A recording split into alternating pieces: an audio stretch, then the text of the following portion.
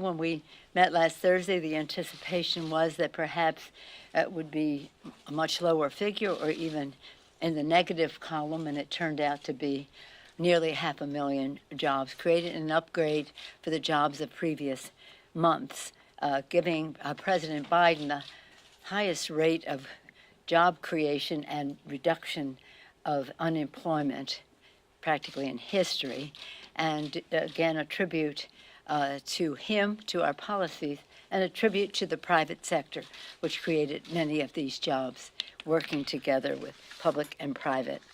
And with that, we continue our progress. We're laser focused on the economy for the people, creating jobs, growing the economy. As I said, 6.6 million new jobs were created last year. 6.6 million new jobs last year, a stark contrast to the previous administration. Grow the economy's rate of growth, fastest rate of growth in 40 years. That was for 2021. Lower unemployment, biggest single drop in the unemployment rate in history, and lower prices for all Americans through strong action through Congress. And I want to talk about that for a moment. On Friday, we very proudly, and I'm greatly appreciative of the work of the committees, the members of the committees, and all of the House Democrats in terms of passing the Competes Act. This is a bill that was developed in many committees in a very bipartisan way, both in committee votes and votes of the individual bills on the floor that came together to become the American Competes Act of 1922. So when the Republicans say, well, I'm not voting for it because I don't want to give President Biden a victory, or it wasn't bipartisan, it was, and we can document that for you. But in any event, it is legislation that makes America preeminent in manufacturing and innovation and economic strength. It's about declaring our independence, our self-sufficiency as a nation as we reduce our dependence on factors of production coming from other countries holding us up. The critical legislation will bolster that independence and self-sufficiency in manufacturing, while positioning us to be the leader and continue to be the leader in the 21st century. It was needed to contain inflation. Inflation, when you reduce unemployment, sometimes inflation goes up. And so I wrote to my colleagues this morning, and I want to talk to you about that letter. It said, I write to you in pride and appreciation for passing the Competes Act. Again, it bolsters self-sufficiency and independence. I won't read that. It's also needed to control inflation. It will do so by committing $45 billion to address the supply chain challenge, which is raising costs for America's working families.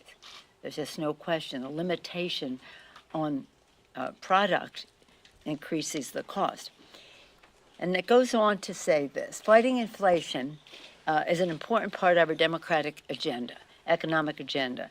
We designed our House bill passed not only in the Competes Act, but it's important for you to know that in the Build Back Better Act, it was a crucial tool to fight inflation, reducing the deficit. Not only is it paid for, but it reduces the deficit while creating jobs and lowering costs for our families. 17 Nobel Prize winning economists have explained, quote, because this agenda invests in long-term economic capacity and will embrace the ability of enhance the ability of more Americans to participate productively in our economy, it will ease longer-term inflationary pressures. Build back better. It goes on to say in this letter, nonpartisan experts have repeatedly confirmed, have completely confirmed that Build Back Better is exemplary in its fiscal responsibility. As the Joint Committee on Taxation confirmed, our bill is not only fully paid for, but will even reduce the debt by more than $100 billion in this decade. $100 billion, and as you know, that committee does a 20-year projection. $100 billion in this decade, but by $1 trillion in the next decade. If unforeseen circumstances determine that the cost have somehow contributed to the deficit, we are committed, and we can write that into whatever comes back for the Senate or work with them on this, to making up the shortfall through negotiated changes to the legislation, such as designating additional offsets to preserve its fully paid-for status. That is the mission, that is the goal, that is what we did, and we intend to protect that. Again, you know what Build Back Better does, and I also then go on to brag again about the American Rescue Plan, which did so much to help America's working families. Letters there for you. But I want you to focus on inflation and these two pieces of legislation. One that we are sending over, it's being engrossed right now. That's a term of legislative art. And when it's finished, it will go over to the Senate for them to act upon it. And, of course, BBB is over there now.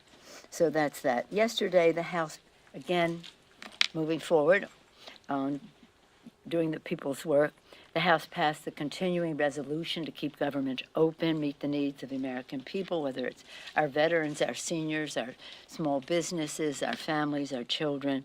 It was strong bipartisan vote. I was very pleased with the vote we had, and we're making good progress on a bipartisan omnibus that will be ready in time to deliver for the American people.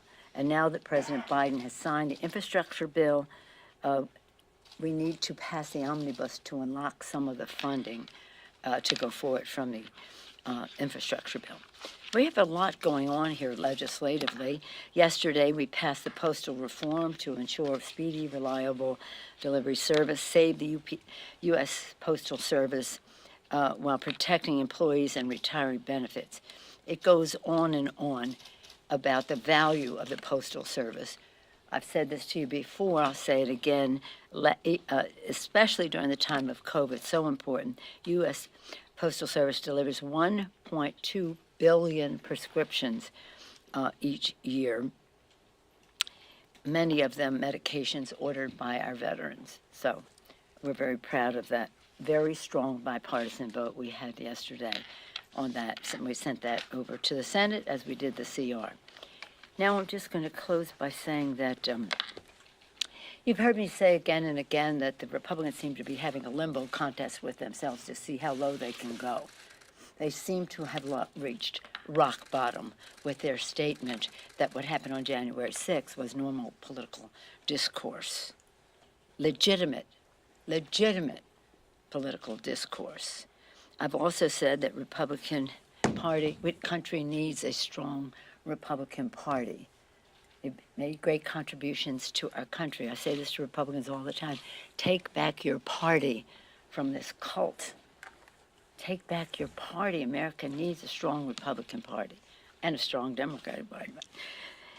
But it has been hijacked, and it's disturbing to see that the Republican leader of the House actually literally refused to condemn that resolution of legitimate political discourse. He literally ran away from the press when he was asked about his position. The Republicans can run, but they cannot hide from what happened on January 6th to call that legitimate political discourse. 140 law enforcement officers were wounded. Some people died. It was an assault on our Capitol, our Congress, more importantly, assault on our democracy. They can run, but they can't hide. With that, I'm pleased to take any questions you may have. Excuse me. Madam Speaker, do you support... You had a question last time. Yes, ma'am. Thank you. I would like to ask you this about Congresswoman Joyce Beatty. She referenced Yes. an incident with Congressman Rogers yesterday where she says that he poked her, that he used profanity against her. This obviously comes on the heels of a lot of tense interactions between Democrats and Republicans. Congresswoman Cori Bush says she even had him in the offices. You've been here in the House for more than 30 years. Have you ever seen the discourse between Democrats and Republicans this bad? I haven't seen the obstruction on the part of the Republicans and the legitimate political discourse reflection of their values this bad. The Republican leadership should be addressing the comments made by the Republican to Joyce Beatty. And as I've said to some of you who have asked me in the hall, if somebody insults you and it's public knowledge, you have to apologize in a very public way as well. Congresswoman Beatty and the Black Caucus took great offense at the crude language that was used to a black woman in the Congress. And so when people say, oh, there's gridlock in Washington and well, why can't they get along? It's not gridlock. It is obstruction. It is not shared values about respect for the institution that we serve in. Yeah. Yes, sir. Madam Speaker, on stocks, I know you said a few weeks back that if members want to enact a ban on trading for long acres, you're open to that, you're okay with that. Yeah. I'm wondering, in light of recent reporting, do you have maybe a majority of your caucus now behind this idea? Oh. And secondly, I know that the legislation is still in its infancy. Will spouses be included as well? Well, I think let me some just- experts have said that that's important, that if they're not I'm sorry, who did? Sorry? Who said it was important? Walter Shaw is an ethics expert. He said this is important. Others have said I don't know who he is. Okay. What matters to me is what my members think. And as Well, a member has told me she's prepared to vote against it if it doesn't include spouses. but you know what? I'm a big believer in our committees, and we've tasked the House Administration Committee to review the options that members are putting forth, and they have different views on the subject. But I'd said that a certain criteria that I wanted to see was whatever design they have for that. That's one. But the other is we have to tighten the fines on those who violate the Stock Act. It's evidently not sufficient to deter behavior. And then the third is just really, it has to be government-wide. We make a disclosure every year of our financial disclosure, that's what it is. And then in addition to that, on a regular basis, when there's a stock transaction, to report that. The court system, the third branch of government, the judiciary, has no reporting. The Supreme Court has no disclosure. It has no reporting of stock transactions, and it makes important decisions every day.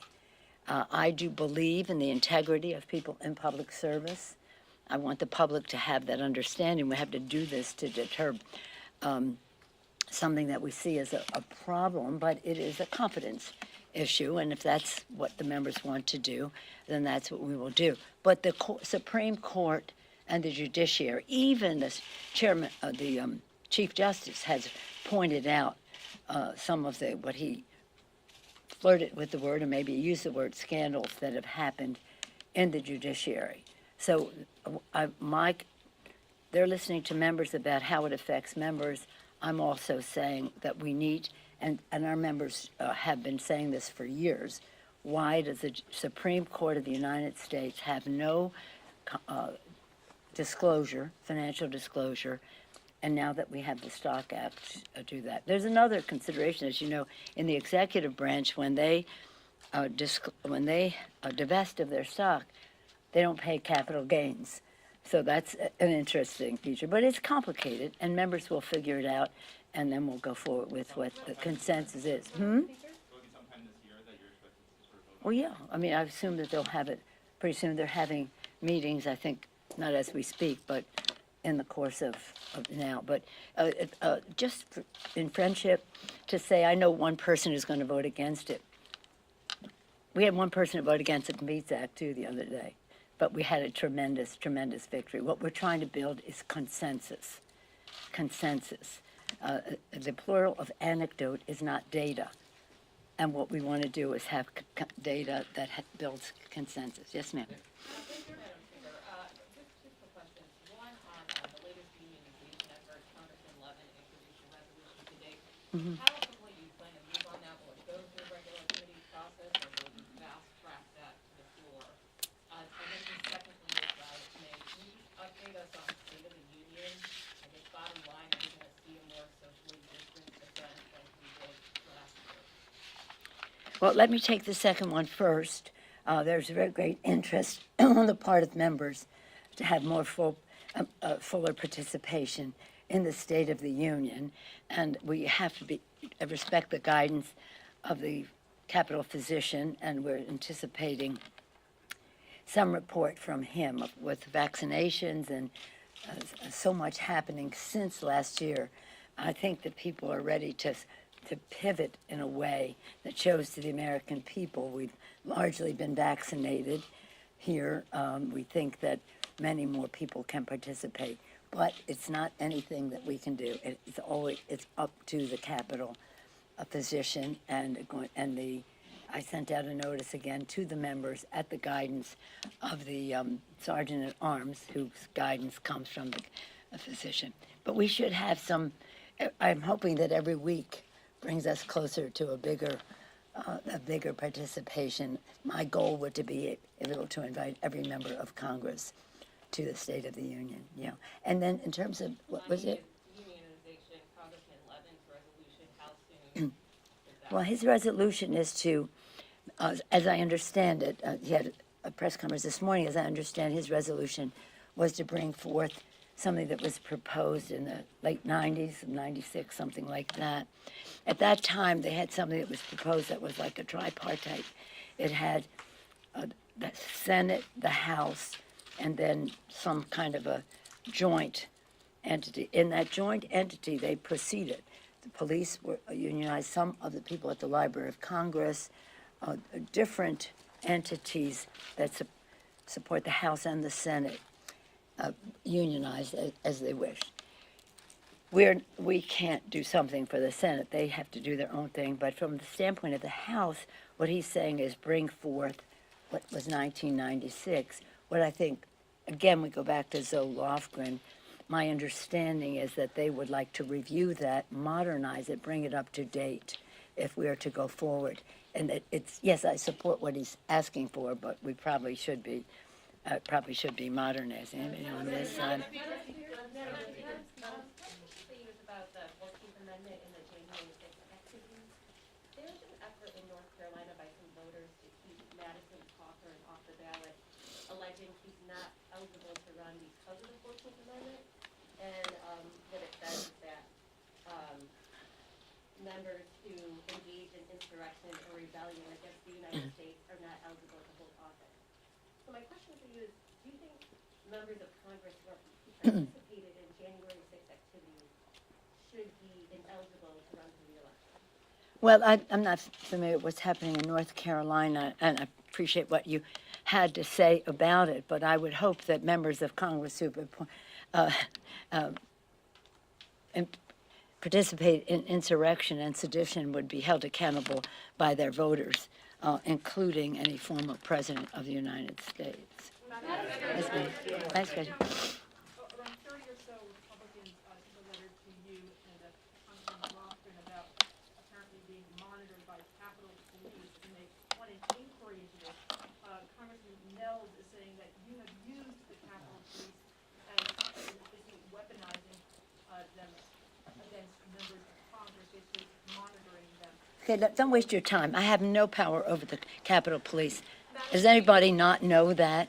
The Capitol Police have responded to that gentleman's allegation, and that stands as what it is. But I have no power over the police.